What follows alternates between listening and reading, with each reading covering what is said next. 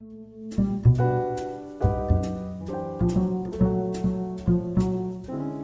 everyone. Welcome to another episode of Divided Films, the podcast where we talk about movies that audiences and critics do not agree on.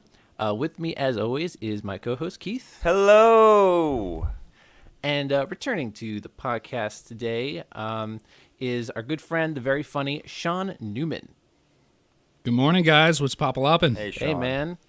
Sean, one of the minds behind the very hilarious Frog Boys. What's the latest, man? What's the latest you guys have been working on? Well, we got a few things in the works. We got a 3D sketch coming, which is kind of a game changer for us. Yeah, holy, wow. So that's going to be pretty epic. Basically, we're trying to find a way to parody the Pixar stuff and really give it the right feel. You know what I mean? We don't want to try to do a 3D stuff in a 2D world. So basically, that's one thing we're working on. I'm pretty excited about. Mm-hmm. Sounds awesome. We're working on a Tinder sketch for Valentine's Day. That's the projected date. Mm-hmm. Okay. And that's, again, I guess you kind of just have to see it. But yeah, I mean, all day, every day. That's what I'm doing, man. I'm always working on cartoons, and we got a bunch of things in the pipeline. Yes, sir. Yes, sir. We'll definitely be looking out for that. So that's very exciting to hear. So today, we are talking about the 2019 drama, thriller, suspense. Kind of hard to peg this movie down genre-wise, but nevertheless, the 2019 film Uncut Gems, directed by the Safdie brothers and starring Adam Sandler. This movie has falls into the category of having a positive score with critics and a negative score with audiences. On Rotten Tomatoes, it has a 92% approval from audiences, 52% approval from... Ooh. Oh, sorry. 92% approval from critics, I should say, and 52% approval from audiences. So a 40% difference there is pretty significant, one of the biggest gaps we've seen. And the critics' consensus, Uncut Gems reaffirms the Safdies as masters of anxiety-inducing cinema and proves Adam Sandler remains a formidable dramatic actor when given the right material. So there you have it. Uncut Gems, definitely something critics were more receptive to than audiences. And let's try to dig into why we think that may be. Let's start with Sean. What was your reaction when you first saw this movie, and what are your thoughts about this divide? I love the movie. I'm completely shocked that many people think it was trash. That's completely unexpected for me, because I thought the only divide on this one was going to be between like whether it should have been an Oscar nominee or not, which it was not, I believe. But yeah, what won that year? Let's see, 2019. Joaquin won for best actor. Joker. Yeah, for best actor. Okay, that's hard to knock. That's hard to knock that one. Should have been nominated though. Should have at least been nominated, right? Should have been nominated. Yeah, man, I really liked this one a lot too when I first saw it. But I had a feeling that some people might go into this movie with maybe the wrong idea, right? Maybe we're not used to seeing Adam Sandler in a dramatic role like this. And this is a movie that's really like in your face, and has like a very different energy than what a lot of people are used to seeing, which I like. I want to get more movies that are just different than what you're used to getting.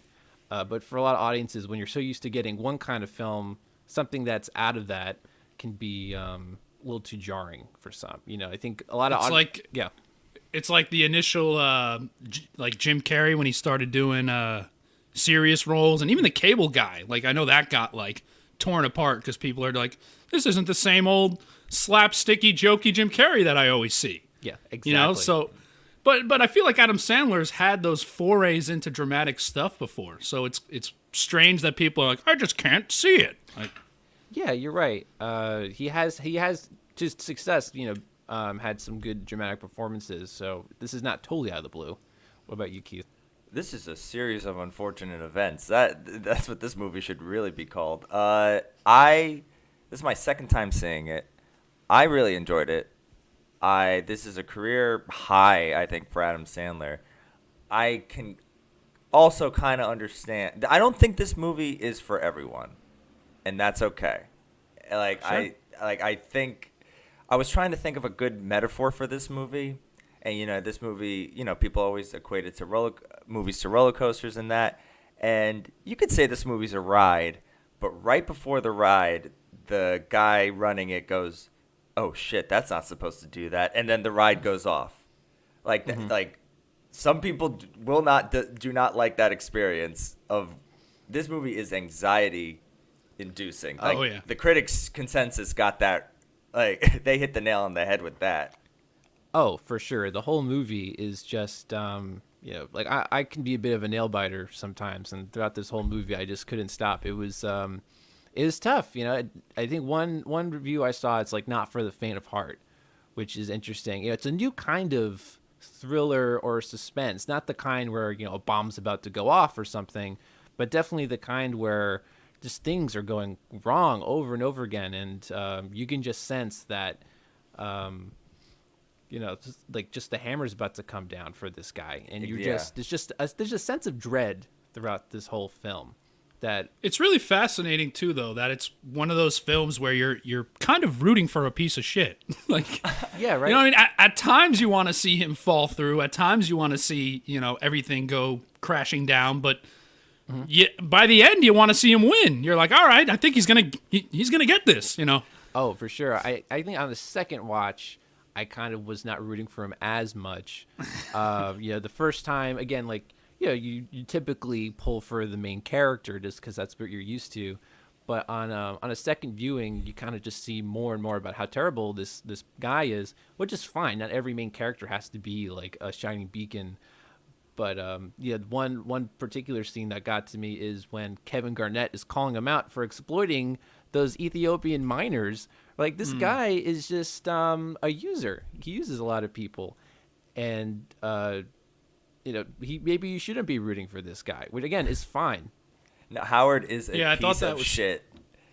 Howard is no, but there are times where I just wanted, like, every decision he makes is the wrong, or no, he makes the right one and then gets, like, the universe decides to mess with him, and, like, his brother-in-law cancels the bet. It's like, oh my God, just end this, give him something, and they don't even do that. Even when something's starting to look like it's going right, you can tell that it's not going to totally end up that way, right? Even the first time I saw this, he wins that first bet, but you can just get a sense like this might not totally work out in the end. So when you eventually find out that there was a stop put on that bet, it's kind of what you feared would happen, right? You kind of, again, you get a sense that, every decision he makes, he's going to pay for big time. Do we know the specifics of the two, like, older guys, why they were after him? You remember, like, those two gray-haired guys? Oh, the other, not the main enforcers, but there was... Yeah, not the main enforcers, but there were those other guys. Because I don't know, I might have missed it, if there was, like, the justification. I mean, I'm guessing it was probably just another bet. Like, they kind of just give you that sense, like, he's just, owed to everybody around town kind of thing. That's what I got from it too. Like, you're talking about, there's the guy, like the shorter guy with like the balding, and he gives him like, the fake Rolex. Yeah, I kind of get a sense that he has borrowed from lots of people around, and he's a guy who's just. I mean, I don't know how a person can function like that. You constantly owe money to all different kinds of people. You constantly are juggling all these different things in your life. You're living a double life. Can't get out of your own way, really. Yeah, exactly. Very complicated. Which not on that level, but I think we can all relate at times. You know what I mean? We all could We've had make moments. mistakes and then lie in the bed that we make. Yeah, he definitely does that.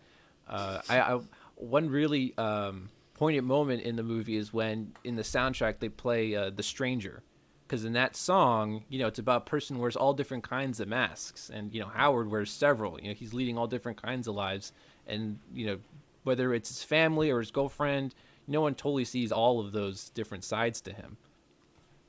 So I always love when a music kind of like, captures what a movie's going for in such a perfect way. And kudos to the cinematographer too for capturing that, like, the headspace of that stress-inducing chaos.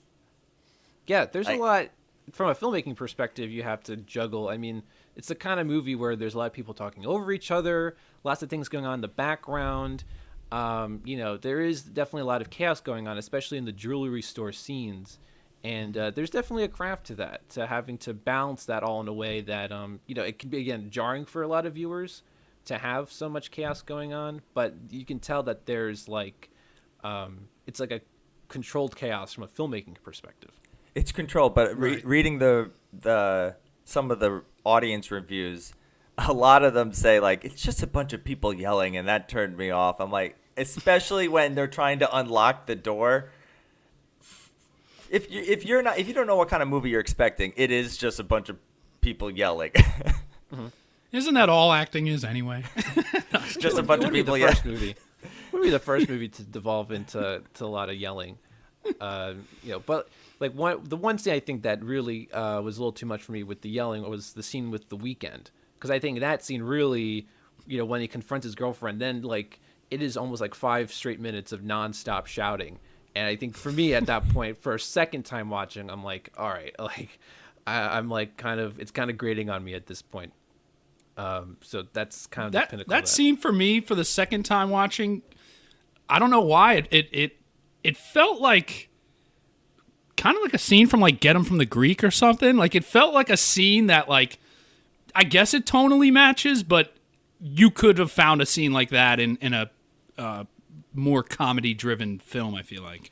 Yeah, I think if you had to maybe pick a scene, I like the movie, so I don't know if I should say things need to be cut, but the whole point of that scene is to show how his girlfriend, he gets mad at his girlfriend, kicks her out, and then they're kind of on the outs with each other for the next however many scenes, which you could have maybe done in a different way, but it seemed a little superfluous for me, that scene. Yeah, I feel like I enjoyed the entire movie. So I'm with you. I wouldn't be cutting too much. The only scene that bothered me a little bit that I feel might have been the separation from it, going from Oscar to not Oscar, was, I don't want to mess up the guy's name or talk shit on this guy, but Lakeith? It was that one. No, it wasn't. No, I love Lakeith. No, it was that scene where the guy's going off to Adam Sandler in the back, and he's like, "Oh, you've ruined my life. You want to do all that?" As he's kind of staring into the opal. You know that scene? I hated that scene. And he's not paying attention. Yes, yeah. He's zooming out, and the other guy's going on yeah, you ruined my life. I'm getting out of here. I work for you for 10 years. For my life. I can go anywhere. And he ended up going. Yeah. He ended up going to across the street. Yeah, that's the only scene that I didn't like that much. It just felt a little more forced. It felt a little more comic booky than the whole rest of the movie.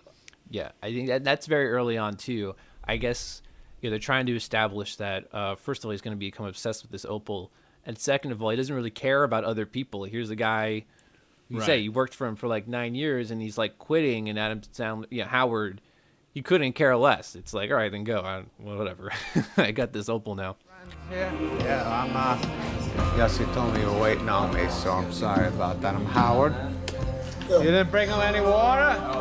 Where's this water? I don't really need water. Thank you anyway. This is our own spring water. We're the first on the block to have that. He's worried about spring. Your parents happy for you? Yeah. All right, so I gotta tell you, I'm in a bit of a rush. I don't have much time because I gotta get. What did I tell you? I said no water. Didn't I tell you no water? I think it's in your best interest that you find some time for you and I. There is something that I noticed on this rewatch of it that I didn't notice in the first. I really kind of I feel like I watched this movie the wrong time. It was around Christmas time. It was I got the Oscar DVD, the screener, and I feel like this movie is a mood movie. You have to be in a certain mood to dedicate your time to watch this.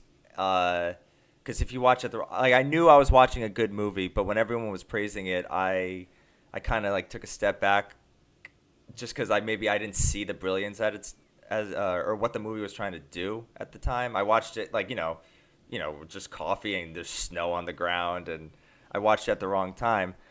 But this movie kind of takes at least in regards to the opal, it reminded me of like a fable or a myth, like how the opal has this effect. I'm not saying it went into like supernatural or paranormal or but the way they talk about, like the way Kevin Garnett is just like, I need this in my life. I saw the universe, and the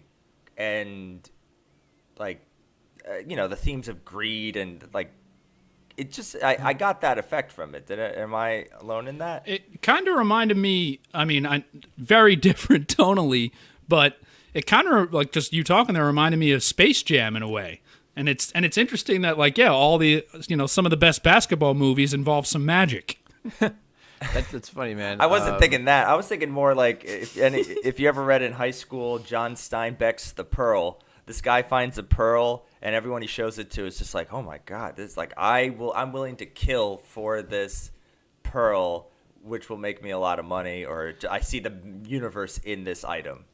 Well, there is a line that someone has that when you look into the opal, you can see all the colors of the universe. Right? There's something to be spoken about that, and I never really, had heard of or knew anything about black opals. Right? Like when you think of the most priceless gems in the world, you think of like, rubies and emeralds and stuff. I don't think, opals don't really sound as like flashy or anything. So that's an interesting choice. But then there's that really trippy moment when Kevin Garnett first looks into the opal, and it's like he sees his whole life, and it's like really trippy. And that also is kind of out of tone with the rest of the movie. Not in a negative way, but like you don't really have any other kind of moments like that. Out of tone in the way that the briefcase in Pulp Fiction, it's kind of has that like mystery to it. Yeah. I would say maybe not supernatural, but there's like a mysticism. That's there. It. Yeah, that's it. And you can tell that the opal has maybe some sort of power, but also I think the opal, maybe you could say the opal is like cursed or something, just because it was obtained through like blood and exploitation. So maybe by having this, it's good luck for Kevin Garnett, I guess, because he does well when he has it. But for Howard, just the whole his whole venture with this opal is just so disastrous, and maybe just deservedly so, just from the way he obtained it. A modern day folktale. Yeah, definitely. There's going to be a lot of focus. Obviously, this is like Adam Sandler's performance in this. But he is surrounded by like some really interesting performances, and we mentioned him a couple of times. But Lakeith Stanfield in this movie, this is an actor who just has an amazing track record over the last several years. He's just appearing in just one great project after another. From Get Out to Atlanta. To what I saw recently for the first time, Sorry to Bother You, Excellent. which was great. A wild that takes a sharp left turn. I loved it. I want more movies that are just like going out there. And then even just minor appearances, like he had a small role in Knives Out. But just one great script after another. Like, I don't know, maybe he's just an amazing manager or whatever, but he's great in this, just constantly like one of those actors who is kind of like a shapeshifter in a way. He plays all these different parts, and he fit into the world. He plays them very real and very subtle. Yeah. You know what I mean? Like, you don't see him go over the top. He doesn't overact too much, which I love. I think he's an incredible actor. He really lives in the worlds of the films that he's in. So like in this movie, for example, there's a lot of grit in this movie, and it's kind of like an interesting dichotomy between this very like flashy jewelry store and then like these very kind of seedy characters that come in and out of it. He's, to be honest though, I will tell you from knowing some people who run jewelry stores, that's not too far off. Yeah, that's not too far off. I believe it. There's an authenticity to it, right? And some of these sort of back operations, right? Like, so the character like Keith plays, he basically like helps bring in clients for Howard, but like he takes, I don't know, they have some sort of like weird like under the table deal, right? Like he helped, Right. you know, where they're helping each other, and it's like this uneasy sort of, you know, arrangement that they have. Because definitely they seem to almost be trying to exploit each other in different ways. Quite a So partnership. he's really great. Kevin Garnett him- was also quite like, for You know, like, Kevin Garnett, I never really knew much about Kevin Garnett. I had heard of him. You know, I know a little bit about basketball, but yeah, he also was just living in this movie, and I totally bought every moment from him. So you know, not maybe a It guy- makes it makes so much sense. He is like, when you see him from a basketball perspective, he's just the most committed, focused person you'll ever see on a court. Like before every game, like you would see him just in his head, punching, punching stuff, just really pumping himself up. So to me, it translates, like, which is interesting because sometimes athletes acting is not so good, but he was great. I thought he killed it. I think definitely this, seems very committed. I think this movie is like the definitive, like you could see what the Safdie brothers like and what they're influenced by. Basketball, Martin Scorsese's New York movies.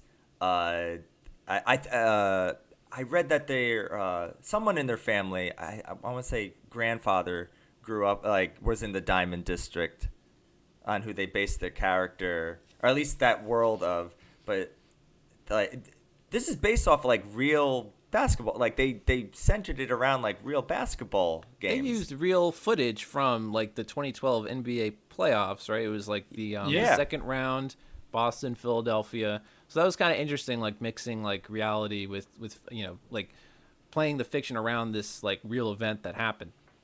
Because I guess if you know your NBA history really well, you might know ahead of time that like they win that game at the end, right? So like Yeah. I didn't really remember specifically like whatever it was, Game 6 of the second round of the 2012. Yeah, it wasn't even me. I watched a lot of basketball. I did not.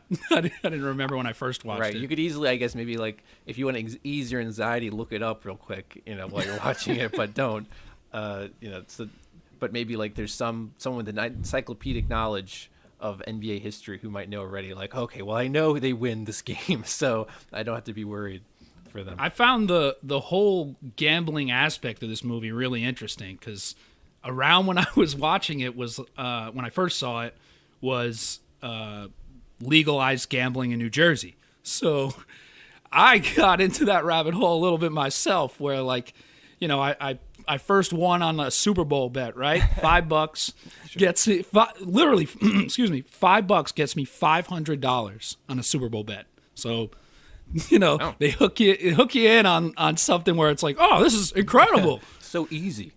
Yeah, and then and it was fun, and for the most part, like I wasn't like draining, losing a ton of money or anything, but I knew I had to get out. I knew I had to get out of it when it was like 3 a.m. and I'm like on my phone looking at like tennis in Thailand. You know what I mean? Dang, man. And I'm like, betting on some guy like Slurgan Blumdoskovich, and I'm like, yeah, he's gonna win. That guy who I've never seen This in my is life. how I I read win. one article. This is how I win. This is how I win. Exactly. And then that's when I was like, all right, this is getting a little silly, but Yeah, it was it just very shows you like methodical. how that world could. It shows you, like how deep you can get into that world. Just Well, wrapped into seems it. like the powers that be that run that world, that's what they want. People to get totally sucked in and obsessed, and that definitely is something that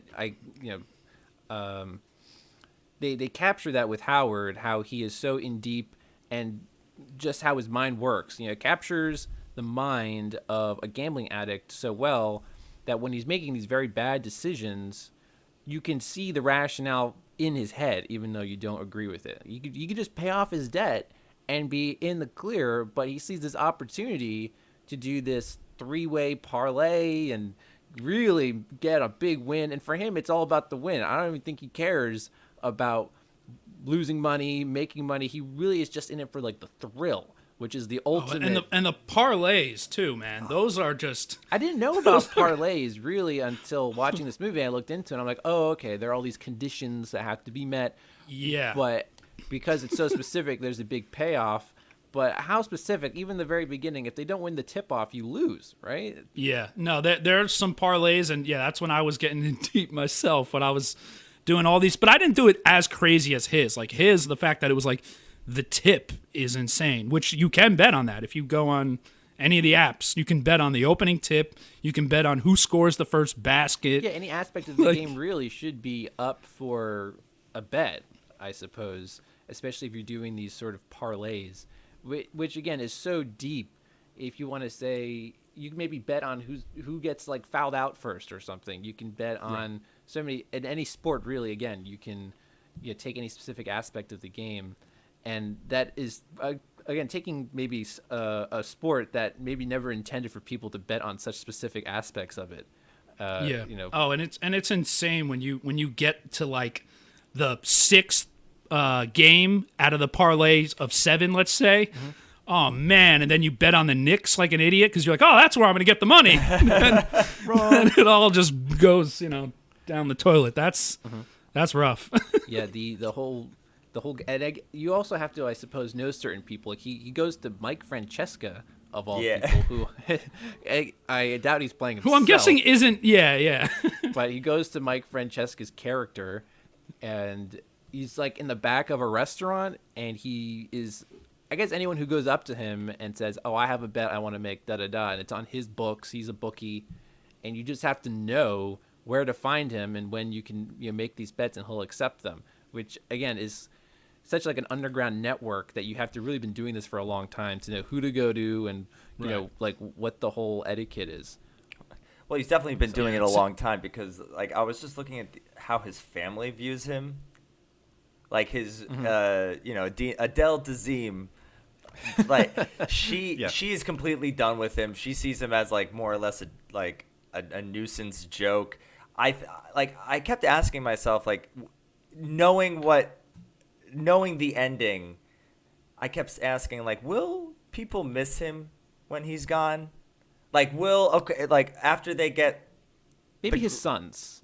I would think maybe his sons who somewhat like him are the only characters to really. I would say when his son went to the hotel, there was like that big, and he found out like his dad's been cheating on his mom. Yeah. I would say like there was a disillusionment, like, oh, this is kind of who my dad is. Like, why can't I use the bathroom more?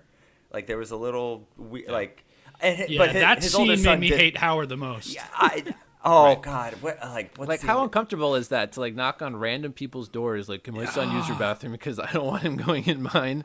I've been in my apartment for 5 years, and I the thought of even knocking on them and asking for like milk or whatever, sugar is insane. Yeah, that was, and what a bizarre cameo. They get the dad from, what was it, Good Time? That was actually him.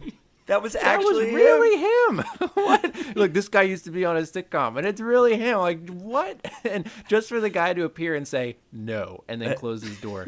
Well, that felt very Adam Sandler, like nod and wink kind of joke right there. Mm-hmm. That was some like maybe dark humor at that point, or it's just twisted humor.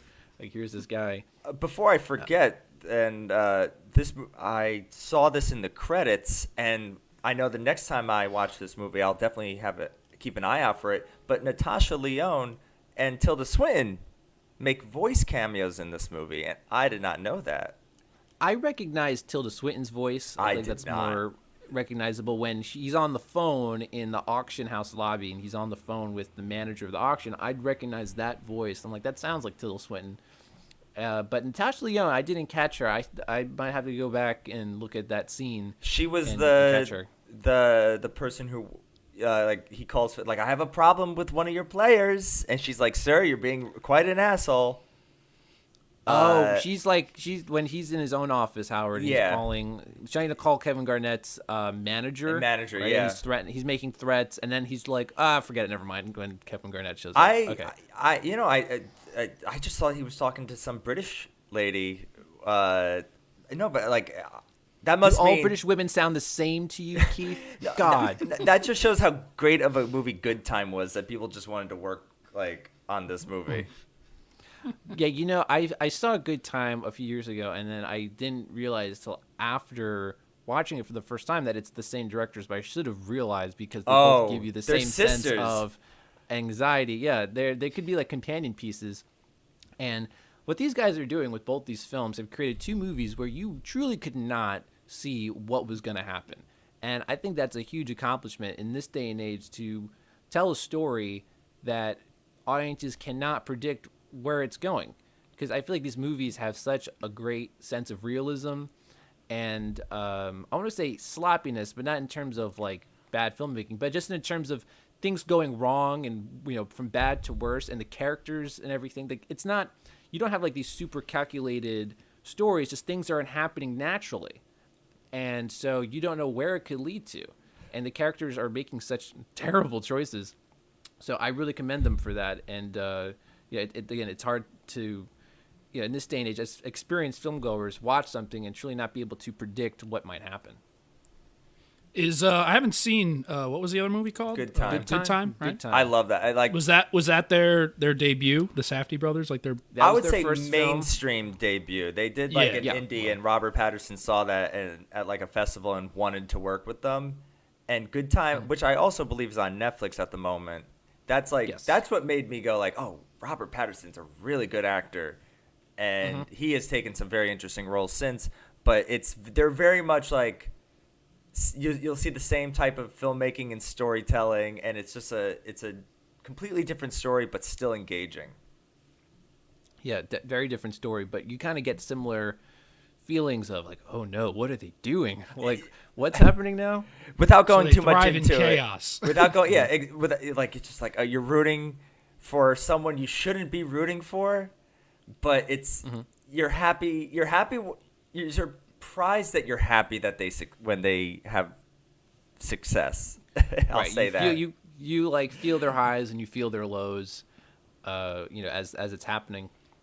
And again, like both movies too, I think part of the sense of realism is just some of these minor characters that they cast actors for just don't even feel like actors. Sometimes it just feels like people they're pulling in from the street. Again, like they have the other bookies or the bald guy that they give the fake Rolex to. Just feels like just a guy that you found off the streets in New York. It's like, hey, like just read some of these lines. Is this really an actor or just some sort of weirdo that they found?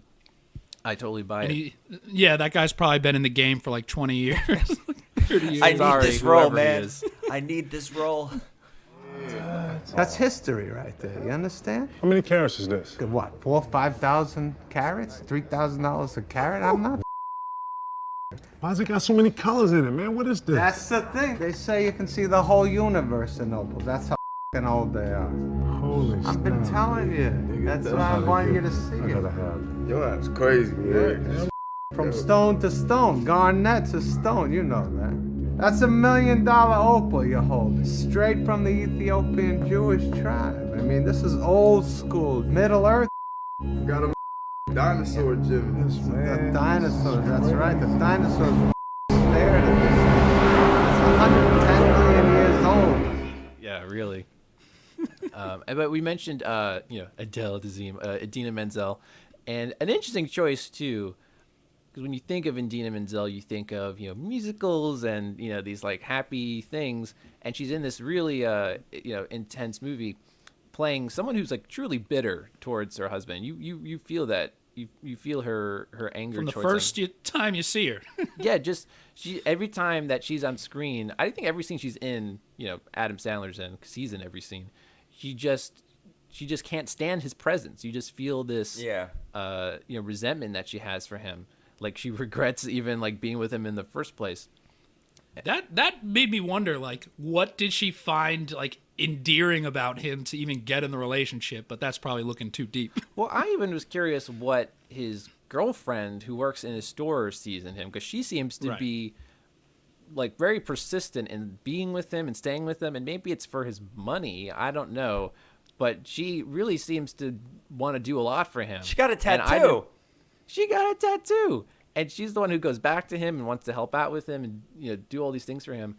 And I'm thinking, what does she see in this guy?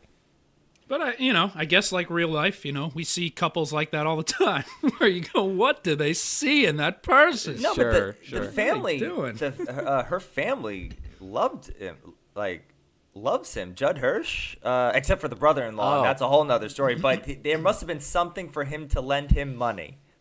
Right, like Judd Hirsch's character does him the favor, and that to me maybe is the most anxiety-inducing scene, except for the climax when the two guys they're all locked in the doors there. But before that, they have the scene of the auction, and again, you just know it's not going to work out. He has this insane plan to drive up the bid, and you just know it's not going to work out, and you're just dreading it the whole time. And again, when it doesn't work out, it's like just the floor gets pulled out from underneath you, because this poor guy, like, what, it was like hundreds of thousands of dollars he has to pay now, and Howard's like, I'll wire it back to you, but that's still like a horrible thing to do to somebody. Yeah. It's also just like an interesting scene too, because it's like the greed just keeps pushing him a little and little further up until it's like, nope, Yeah, that's 10 grand too far, man. Just went too much on that. Yeah, because you get his, like, he has the appraisal in the beginning, which I need to like look into a little more, that the opal's gonna be worth like millions of dollars, but everyone afterwards tells him like, yeah, it's not really worth that much at all. So you maybe feel like he's been bamboozled a little bit. I'm not sure. Or he just is so delusioned that like in his head that was the only way to make things work, so he just came up with his own numbers. Yeah, that's probably it. He's a very like delusional character. And then there's the whole plot twist, right? Is it more of a twist that the guy who he owes money to, this Arnold character, is his brother-in-law? Like they're technically family. Yeah. That you learn at the Passover scene. Interesting twist. Yeah. That just makes me hate. Once again, what's your scene that makes you hate Howard the most? Because that's the money he spent on the opal. Oh, okay. At least I believe. Like he the opal was $100,000, and that's the same money that he used to get that he took from Arno. Right. You can like take your pick. I think the first choice that this guy makes, Howard, that truly made me think, oh my God, this guy's going to be a disaster, is when he pawns Kevin Garnett's ring, which I thought was absolutely insane. Could you imagine reading some story online about like some famous athlete's championship ring getting like pawned to somebody, and he doesn't have it anymore? I was outrageous. I'm like, how is this going to work out for this guy? This is all going to blow up in his face big time. Yeah, there has been some crazy stories about championship rings, though. There has been like people going into hotel rooms and stealing rings and all types of crazy stuff, trying to pawn them off. So again, I'd really be interested in learning more about the Safdie brothers, because they have to have some kind of connection, to these industries to know some of the specifics. It's pretty crazy. Yeah, I think Keith, you mentioned reading about how they brought so much of what they know to this particular film. Because I read something too, I think on The Ringer, about how they grew up being Knicks fans, and they kind of compared being Knicks fans to like the like, I don't know, Jewish struggle or something. There's a lot of suffering involved in being like a Knicks fan. And I guess like in New York City, you kind of get a sense in this movie too that like there's I don't know, like a portion of the Knicks fan base that's like part of like this like New York Jewish community, and they all pull for the Knicks no matter how futile it might seem. So there's definitely some personal, especially that Passover scene. You get some, I don't know, sort of like personal scenes into what you feel like is things that they grew up with and are so familiar with, and it feels almost intimate. I think this movie belongs in like the character, like anti-hero character in New York movie echelon, with like, you could see with like Taxi Driver, definitely After Hours. If like that's an underrated Martin Scorsese 80 movie. That's more of a romp, if anything, but a series of unfortunate events to this one character, and you could just see the neon, the music, I think this movie is definitely their most personal. I like what you say, After Hours. It feels almost like midnight cinema in a way. And it also how you mentioned Martin Scorsese, because I believe he was a producer on this, an executive producer, or somehow helped, get this project, or somehow was involved. But Yes, Taxi Driver 2. These are like character studies, right? These are movies about people that you don't necessarily like, or even in hindsight should be rooting for, but they're just people that you don't encounter in everyday life, and that's also the magic of film. Just learning about people you don't normally see or even want to be associated with, and just seeing what their take on the world is and how they handle these, how they handle their lives and how they run it and how disastrous it can be. So. Again, you don't have to like a main character to like a film. But a lot of audiences are conditioned to do so, which is why I think so many were turned off. Do you think Adam Sandler should have been in the Best Actor conversation back then? Yeah, absolutely. I know, like, Joaquin was like the was it all the rage for his performance in the Joker, and for the record, I don't really care for the Joker personally, so I would be like, "Man, did you do that divided film?" Maybe we'll do it. I you guys got to do that. It would be a divided debate. It would be a divided debate. I think so. But I think Joker got all the press because, again, it's like a flashy character that we all know and familiar with, and Uncut Gems. I don't think a lot of people are familiar with the Safdie brothers yet because they only had one prior mainstream film, so to speak, and. This is like doing a lot of things that it's a kind of movie that needs more time, I think. Like Taxi Driver, I think also was very mixed reception when it first came out because it was a lot for people. There's a lot of mixed morals in the film by the characters, not necessarily by the filmmakers. So I think down the line, hopefully people can appreciate more what this movie's doing, and it could be like up there with like the Taxi Drivers. I think some people probably, bowed out for the violence. Some people just don't like seeing movies that get violent, like my girlfriend being one of them. Excuse me. No, that's true. Like, there's definitely a lot of, and like not like again movie flashy violence. It's more like that gritty violence. People getting beat up a lot. Right. It could be very off-putting at first, but when you're striving for realism. Right. That's the kind of thing you're going to get, things that aren't unpleasant, because real life violence is not pleasant. Exactly. When it came to the Oscar nominations, at least with like the 2019 Best Actor category, I always say there's going to be people that get in, people that should be in, people that shouldn't. I always say once you get it, like you have a 1 in 5 chance of being deserving of the award as the next guy. And maybe Adam Sandler was number 6 or 7th in line. But then I read they always like to release like anonymous Academy voter interviews. And what made me upset was like they didn't vote for Adam Sandler. And I'm happy he's been getting praise. Like I think he won Best Actor at the Independent Spirit Awards. And he got praise. I'm happy he got accolades at the places that he did. But what this one person said is like Adam Sandler is a comedic actor and we don't want to like legitimize stay in his lane. And granted, Adam Sandler likes to stay in his lane, and because people like he's always going to make these kind of movies and he has fun doing it with his friends. But that's so discouraging as like, anytime that Jim Carrey or Adam Sandler or any other comedic actor steps into a challenging dramatic role, just because they're a comedic actor, they don't deserve that kind of praise. It was very insulting why he didn't get nominated. It's really, it's a very simple-minded kind of idea of like, well, he's funny. He can't possibly be a good dramatic actor. Exactly. It's like, he's funny, and he should just stay funny. I find that ironic because usually, from what I've seen, comedic actors have a much easier time transitioning into dramatic roles than dramatic actors do trying to do something funny, right? So if anything, I find comedic actors to be more versatile. And then second of all, it also goes to show how political the Academy Awards are. I mean, we all knew this already, but that just sort of hammers that in even more. Like, we only want a certain kind of actor to be nominated in the category. I mean, I was just quickly looking up who else was nominated that year.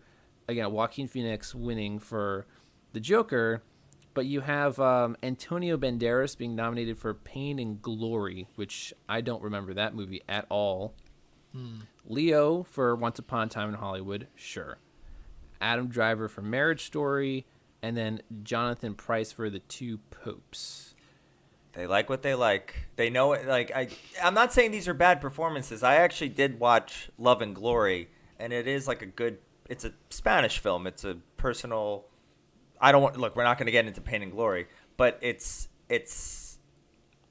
You know, when you see the nominations, you go, "Oh, Adam Sandler must have been like 6th or 7th," like because that was a very 2019 was a great year for film and performances, but then they released like these anonymous Academy voter interviews of what it's the same reason why they didn't go for Jennifer Lopez. It's like Jennifer Lopez is a performer, like we're not going to nominate her for The Hustlers, like.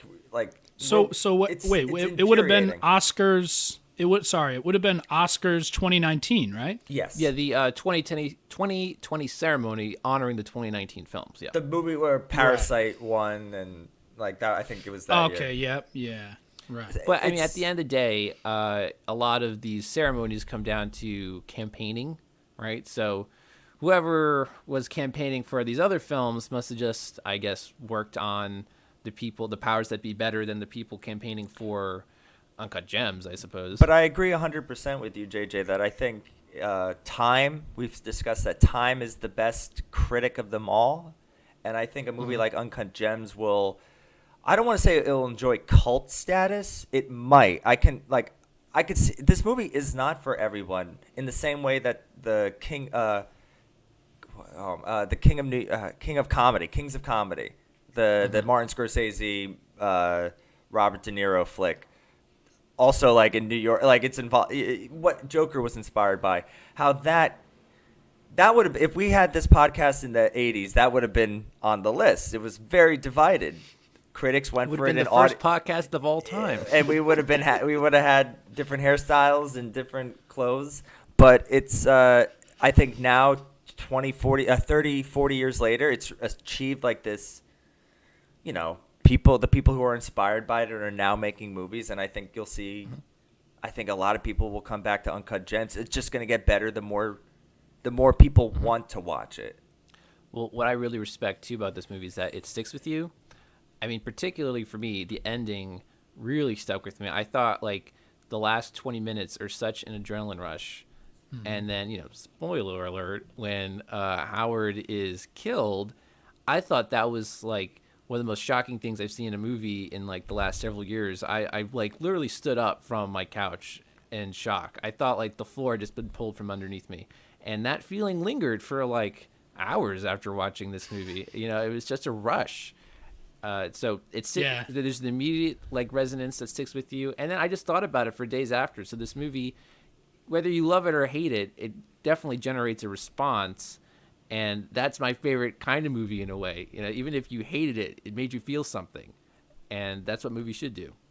Yeah, that was just utter shock for like a good hour or so after that film. I couldn't stop thinking about it. I had to like read about it online. Like, what did other people think about this? I just wanted to immediately talk about this movie after seeing it. Let's see what has Vegas got you guys at tonight? Take a look. Let's see. Are you serious? You gonna pull this up right here? Look at this shit. The Sixers are supposed to win the game tonight, they think. We don't keep track of none of that shit. Who They gives a think on game 7 you're not going to get fucking 18 points. They don't think you're going to get 8 These rebounds. guys don't know shit about What ball. the fuck are they doing? Doesn't that make you want to fucking kill them? Doesn't that make you want to say fuck you for doubting me? Doesn't that make you want to step on fucking Elton Brand's fucking neck? Come on, KG. This is no different than that. This is me. All right? I'm not a fucking athlete. This is my fucking way. This is how I win.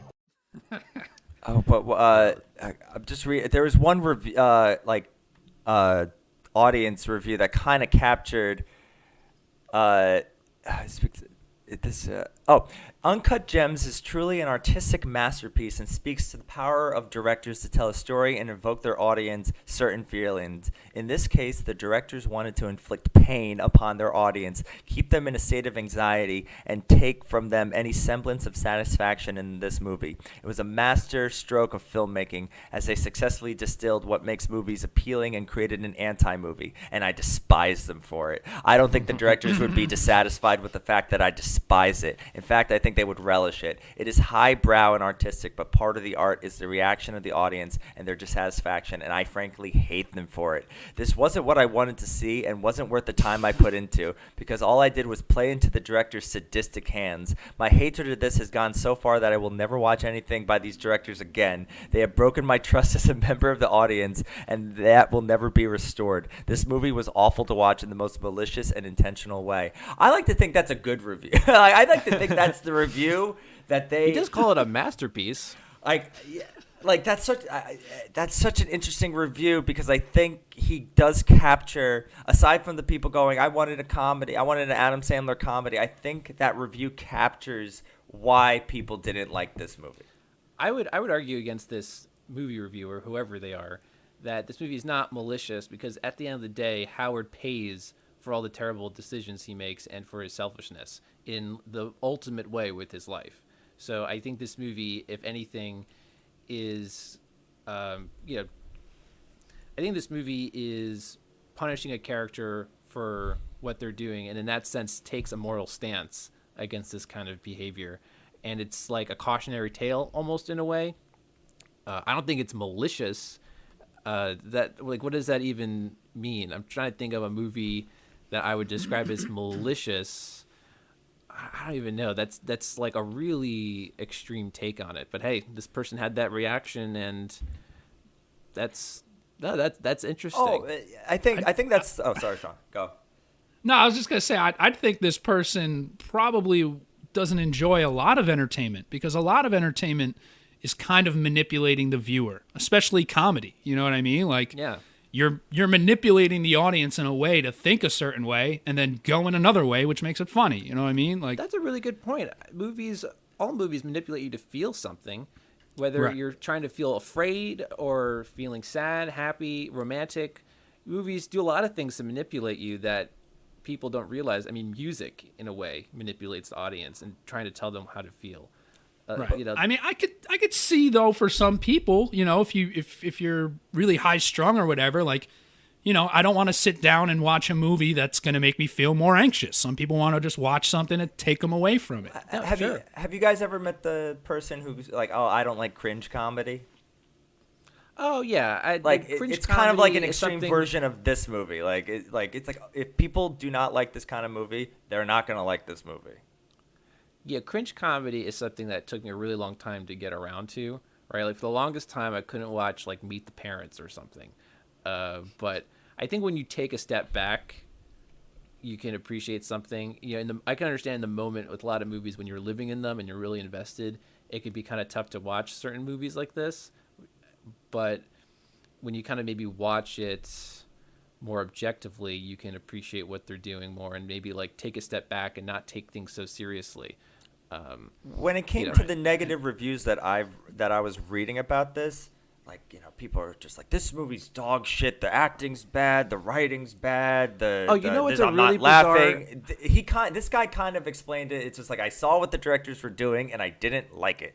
You didn't agree with them. That's fine. You don't have to agree with them. Which, of course, is like, it's a flip side of a response. positive review. Yeah, he had a response that wasn't meh, and that's, I think, that's a what valid. That's what you That's can hope valid. You know what's a really bizarre comment I saw in some of these audience reviews? One person said there was no star power, which is a really weird bar to hold a movie up to.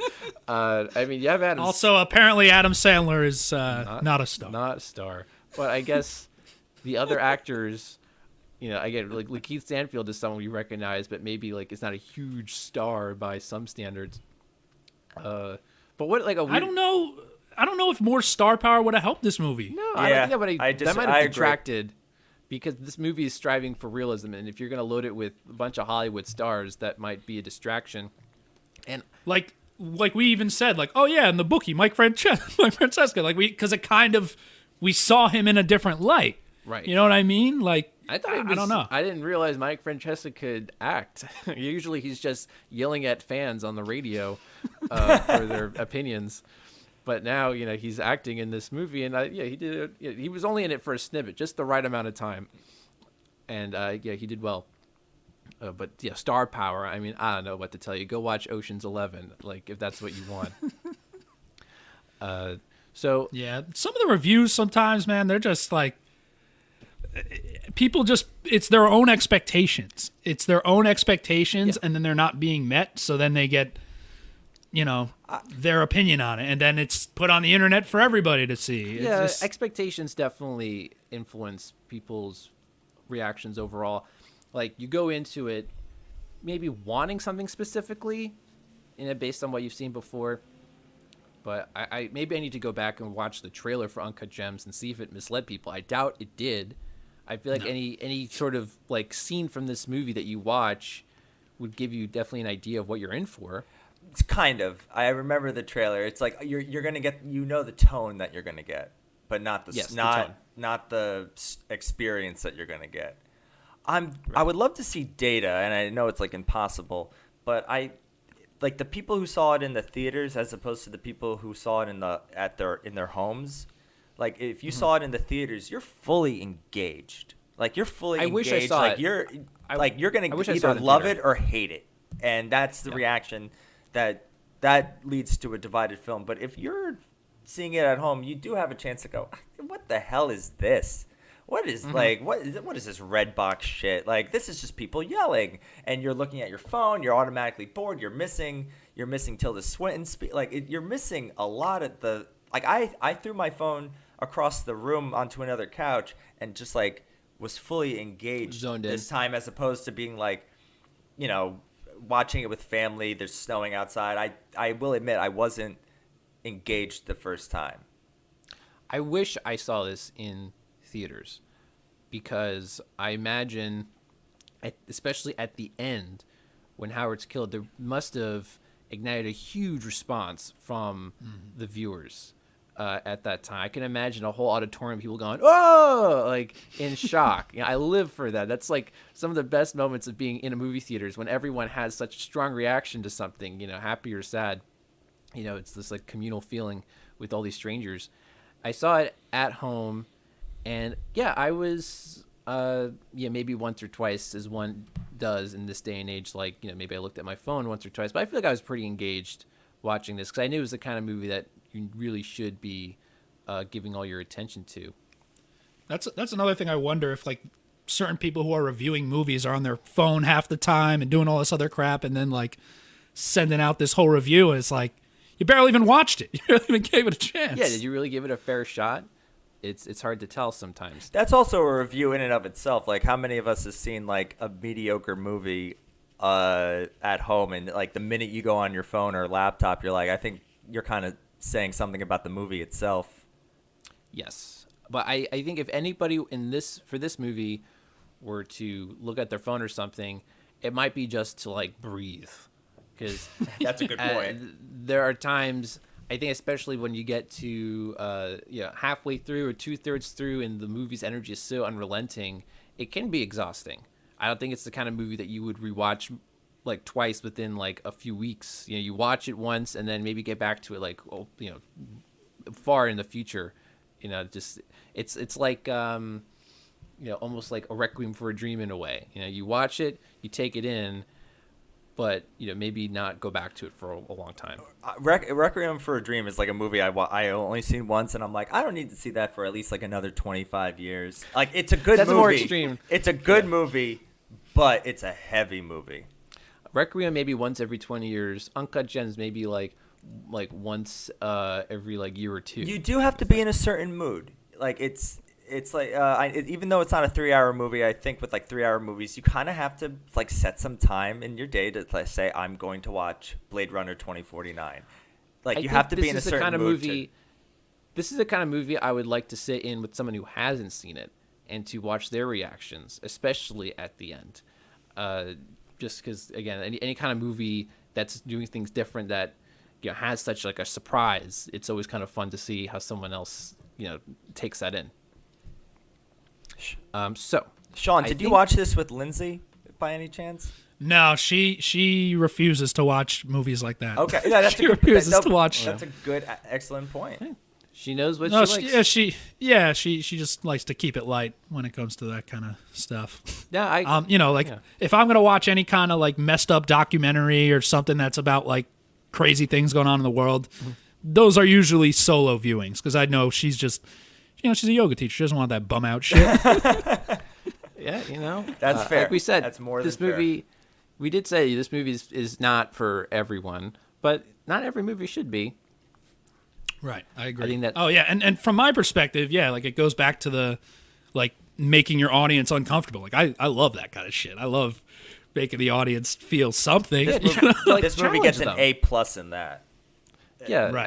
I think there should be. You shouldn't lose films that challenge people and make them question certain things or give them like a roller coaster. That's an experience. That's that even if it's a reaction they didn't want, you're feeling something that you normally don't, and that's part of the magic of movies is bringing you places that you wouldn't normally go. I made a crazy risk, a gamble, and it's about to pay off. So I want the Celtics to cover. I want the Celtics halftime. I want Garnett points and rebounds. What do you know? I don't know. I just know. Well, I'll tell you what I know. It's the dumbest fucking bet I ever heard of. I disagree. I disagree, Gary. I think we can now get into our final thoughts on Uncut Gems and give our final like percentage scores. And I think we know where we're going to land between audience and critics, but we'll just make it official. So, Sean, we'll start off with you. Final thoughts on Uncut Gems and your score. I think it's a brilliant movie. I think it's a tour de force for Adam Sandler. I just wanted to use tour de force. Yeah, we haven't Tour said de that. force. Tour de force. No, but I really do. I think it's a brilliant movie. I think it's high stakes the whole time, and I love that kind of stuff. I love the thriller aspects and the basketball aspects. It's kind of a movie made for me in a way. So from my perspective, because there's not too many perfect movies, I'll give it a 9 out of 10. Okay, so we'll say you're 90% with I'm 90%. with Yeah. Uncut Gems. What about you, Keith?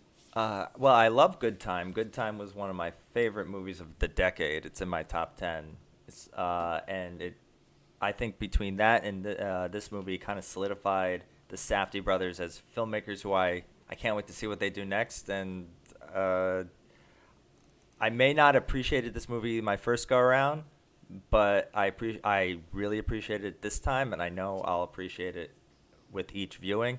89%. Okay. I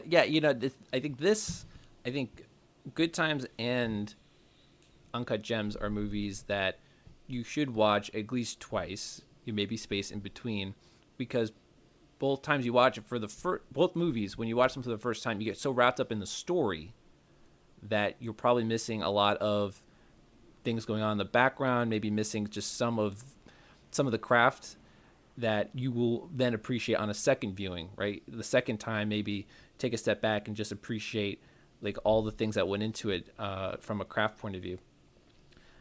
And I can't think of a movie, we compared it to Taxi Driver, but I get an experience from this movie that I don't think I can remember any other movie making me feel this way. So on that alone, that's impressive. And even though we said it's not for everyone, I would recommend it to anyone. And if they wind up not liking it, then fine, but people should at least give it a shot. Unless, you're a Lindsay and you really wouldn't like it, fine, I can get that. But I also would give this movie a 90%. Yeah, I would give it that. So where we're averaging like an 89, 89.90. Yeah, exactly. Like we're all like at the same like level here. So I will make it official. On Uncut Gems, we are officially siding with the critics. With Adam Sandler, I was thinking we could one day do like a whole like maybe mini episode or bonus episode on his filmography, because a lot of his movies, his comedies, his Happy Madison productions are all pretty much divided the same way. Critics hate them, audiences love them, with some varying degrees. So maybe we'll tackle that one day. And Love The Sandman. yeah, yeah, man. whether love or hate his movies, he's given us some great comedies in the past that we'll go back to, maybe much from way back in the day. And anytime he ventures in, like, whether it's Punch Drunk Love or Funny People, it's so appreciative. It's like, man, he really can act given the right material. He totally does, and it's almost a shame that he spent so much time in his career, doing some of these like really dumb comedies, especially like post, like I don't know, like from 2008 on. A lot of his comedies really. I understand. Even a lot of his fans. Yeah, he's having fun, man. I think he doesn't give a shit. He gets to hang out with friends in exotic places, or Sure. He really loves his friends. Yeah. That's if they're having fun making them, fine, more power to them. Then they'll make money too. Some people enjoy them. And you know what's another movie that I actually want to bring up too? Did you see the Meyerowitz Stories? Yeah. On Netflix? That's another one where he actually has some really great moments. He actually has a really great dramatic performance, and him and Ben Stiller, both two comedians, giving great dramatic performances and also having really great chemistry with each other. There's a really compelling scene towards the end. So if you like Adam Sandler's dramatic performances, definitely check that one out as well if you haven't already. So thank you, Sean, for joining us today to discuss Uncut Gems. Now, in the past, likewise. Thanks, guys. when we previously had you, we had both you and Lindsay on, and we would also like to bring Lindsay back on the podcast as well, and maybe find a movie that's more tailored for her that she would want to discuss. So yeah, no doubt, man. Yeah, I appreciate it. We'll maybe have her on later on this season. But yeah, thanks again, Sean, and until next time, guys. Thanks for listening.